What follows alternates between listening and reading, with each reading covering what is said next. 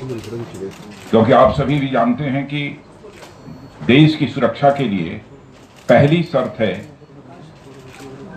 कि देश की सीमाएं सुरक्षित रहनी चाहिए।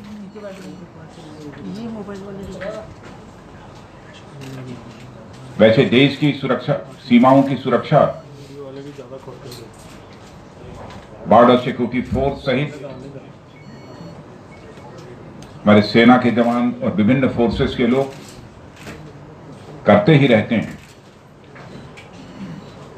लेकिन इस सीमा सुरक्षा को और अधिक प्रभावी बनाने के लिए आज एक नए पायलट प्रोजेक्ट की लॉन्चिंग हुई है,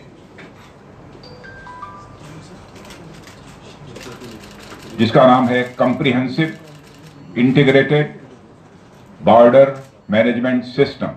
CIBMS। और मैं समझता हूं कि CIBMS यह टेक्नोलॉजी बॉर्डर्स पर इंट्रोड्यूस करने के बाद हमारी सीमाएं पहले से कहीं ज्यादा अच्छी तरह सुरक्षित रहेंगी। पहले फिजिकली हमारे जवानों को वहां पर मौजूद रहना पड़ता था, चाहे